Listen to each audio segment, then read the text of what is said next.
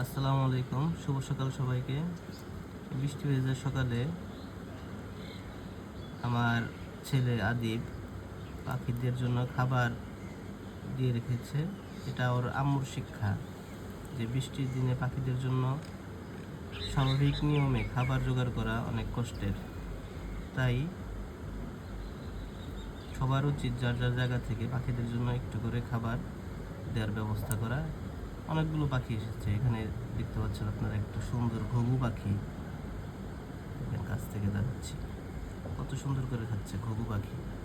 তারপর আছে একটা শালিক দেখাচ্ছি, তারা আরেকটা ঘুঘু, এটা দুইটা ঘুঘু পাখি এসেছে।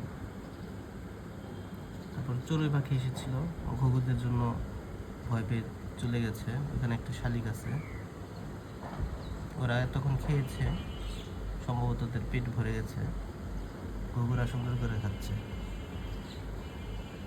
তো আমার ছেলে রিকোয়েস্ট করেছে, বললো বাবা বলে দাও সবাই যেন একটু একটু করে খাবারের ব্যবস্থা করে দেয় পাখিদের জন্য, অন্যান্য পশু পাখিদের জন্য, যেন তারা বৃষ্টির মধ্যে তাদের খাবার নিয়ে কষ্ট না হয়। একটু দেখাই কত সুন্দর করে খাচ্ছে ওরা। আর একটা ঘুঘু পাখির সৌন্দর্য কতটুকু, এই যে একটা চড়ুই, অনেকগুলো পাখি এসেছে। হ্যাঁ, যেটা দেখাতে যাচ্ছিলাম, ঘুঘু পাখির সৌন্দর্য, অনেক সুন্দর একটা পাখি ঘুঘু।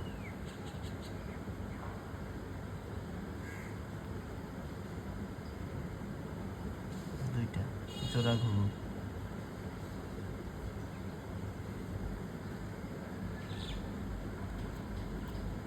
সবাই ভালো থাকবেন, যার যার জায়গা থেকে চেষ্টা করবেন মানবিক কাজগুলো করার।